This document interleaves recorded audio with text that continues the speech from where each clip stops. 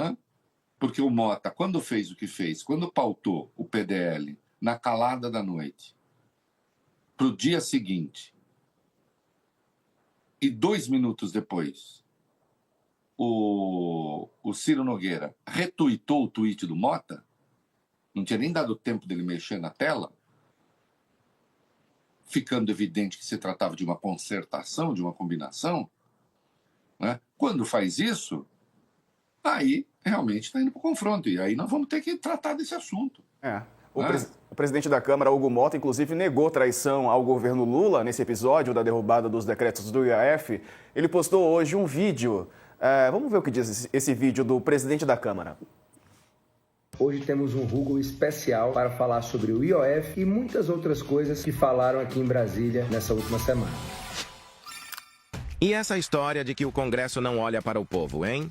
Fake ou real? Fake! Primeiro, quem alimenta o nós contra eles acaba governando contra todos. A Câmara dos Deputados, com 383 votos, de deputados de esquerda, de direita, decidiu derrubar um aumento de imposto sobre o IOF, um imposto que afeta toda a cadeia econômica. A polarização política no Brasil tem cansado muita gente e agora querem criar a polarização social. No mesmo dia em que derrubamos o aumento do IOF, aprovamos outras 3 medidas importantes para o nosso país. A primeira delas foi uma medida provisória que permite o investimento de 15 bilhões de reais em habitação no nosso país. Nessa mesma medida, incluímos a permissão para que o governo possa vender, leiloar, o excedente de petróleo, que ajudará o governo a arrecadar algo em torno de entre 15 e 20 bilhões de reais sem aumentar impostos. Aprovamos também o crédito consignado privado. Aprovamos um projeto de lei que garante a isenção do pagamento de imposto de renda para as pessoas que ganham até 2 salários mínimos. O governo diz que se sentiu traído e que foi pego de surpresa com a votação do IOF. Fake ou real? Fake!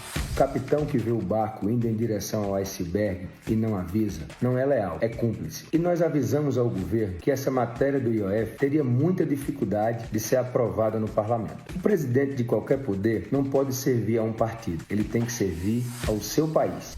E sobre o pessoal que falou na imprensa que você morde e assopra? Real. Se uma ideia for ruim para o Brasil, eu vou morder. Mas se essa ideia for boa, eu vou assoprar para que ela possa se espalhar por todo o país. Ser de centro não é ter ausência de posição, é ter ausência de preconceito. E podem ter certeza, se uma ideia for boa, nós vamos defender e assoprar para que ela possa atingir todos os brasileiros e brasileiras. Equipe boa de rede social do Hugo Mota. Descontraído ele, né? Poxa, dá vontade de começar pelo morder e assoprar e suas metáforas. Como é que isso... Mas não vou. As coisas objetivas, né? Os projetos que ele listou ali como do interesse do governo são do interesse do país, não são do interesse do governo, né? Ou liberar recursos para investimento em saúde, educação, moradia, não sei o quê. Isso é interesse do governo? É do interesse do país. Né? Não se trata de nós contra eles.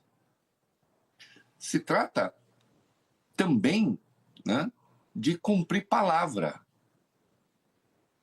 Sim, cumprir palavra. Porque, atenção, vamos botar aí o vídeo do dia 8 de junho, quando o Haddad se reuniu com Haddad, Alcolumbre e Hugo Mota. E se chegou à redação do novo decreto do IOF, e que se diga, essa derrubada é ilegal, é escancaradamente ilegal, já vou falar disso. Mas eles combinaram. O Mota sabia o que tinha sido combinado. O Alcolumbre sabia. O Mota definiu a conversa como histórica. Ah, Reinaldo, não vem com conversa. Opa! Vamos botar o vídeo aí. O que ele está chamando de histórico aí é justamente a medida do IOF e o decreto do IOF e a medida provisória. Coloca no ar aí, vamos lá.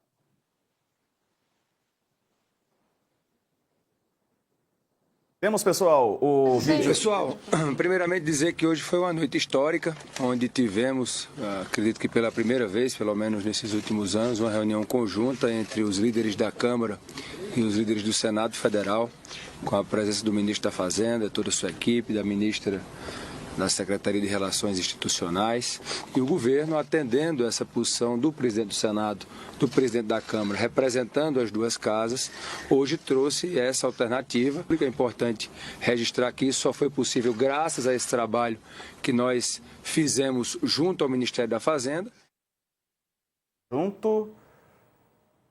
Vocês entenderam? Ele, inclusive, está puxando a sardinha para o Congresso. Ele está dizendo, essa proposta que está aqui é uma proposta que nós somos os fortões do bairro Peixoto, com a qual o governo concordou. No mesmo dia também o Haddad usou a expressão histórica. Mudar de ideia assim. Assim, ó. Ninguém sabe por quê. Ou eu sei por quê. Ou todo mundo sabe por quê, os que querem saber. Porque se trata... Tem um negócio, olha, se arrumar essas coisas, o governo acaba se arrumando um pouco e nós não podemos deixar. O Ciro Nogueira já tinha prometido, numa palestra no mercado financeiro, no dia 31 de março, o áudio está em todo canto, ele já tinha prometido que o governo não ia conseguir nada no Congresso, quebrar cara no Congresso, que eles não iam deixar. Ciro Nogueira, que foi o grande artífice desse arranjo agora. Não é? E aí, tem, na entrevista que o Haddad deu à Folha, ele fala, bom, não sei o que aconteceu. Eu não sei o que aconteceu, não sei por que eles fizeram isso. Sei que mudaram. Sei que mudaram. Não? E aí, vai, derruba o IOF com PDL inconstitucional, que o PDL tem uma natureza. Qual é a natureza do PDL? Inclusive, se a gente pegar a última vez que isso foi mudado, em que houve um PDL contra o governo, foi no governo Collor em 1992. O que foi? O Collor resolveu mexer com os precatórios via decreto. Que não pode, tem que ser via Congresso. Ele fez via decreto. Então, se o Executivo toma o lugar do Legislativo na tarefa de fazer leis, de legislar, se o Executivo avança sobre uma prerrogativa do Congresso, aí você pode derrubar com PDL. Agora, fizeram justamente o contrário. Decretos dessa natureza de IOF são prerrogativas do Executivo. É o Congresso que resolveu tomar o lugar do Executivo. Também nisso.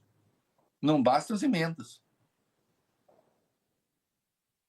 Um PDL inconstitucional. E aí tão bravos que o governo decidiu eventualmente recorrer, vamos ver se vai recorrer ao Supremo, eu recorreria. É inconstitucional, ou agora o Congresso pode fazer qualquer coisa? Estão querendo fazer a luta do pobre contra o rico. Não, eles estão fazendo a luta do pobre contra o rico. Eu tenho aqui. Se alguém falar que é mentira, manda. Tem os haters sempre, né, de plantão, diz assim, não, isso é mentira, olha o Reinaldo mentindo, então diz aí que eu estou mentindo, diz aí que o PERS, o programa de incentivo a turismo, essa porcaria, esse absurdo, não custou em 2024, 18 bilhões, 2025, 3,5 bilhões, desoneração dos setores para gerar emprego, essa cascata. 2024, 21 bilhões, tira de receita. 2025, 20,2 bilhões. 2026, 10 bilhões. Tem pobre ganhando alguma coisa aqui? Mas eles querem cortar salário mínimo. Aposentadoria, benefício de prestação continuada, saúde, educação. Cadê pobre aqui?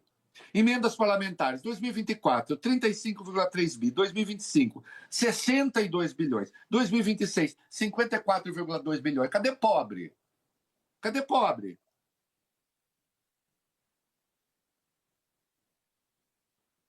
Governadores reclamando, dívida dos estados, renegociação, 20 bilhões. Se o Tarcísio for candidato, como ele disse que é Milei, vai acabar com isso. Fundo partidário, mais 168 milhões. Mais 168 milhões. Fundo Constitucional do Distrito Federal, que também de 800 bilhões em 25, 1 bilhão e meio em 26. 2024, o Congresso tirou dos cofres, tirou do governo 89 bilhões, 2025 106,9 bilhões, 2026 123,5 bilhões, fora a sem vergonhice do pacote na área de energia. Custo astronômico, atendendo a lobbies de bilionários. E agora eles estão nervosinhos, aí na cara de todo mundo vai e aprova o aumento do número de deputados. Convenham outra sem vergonhice.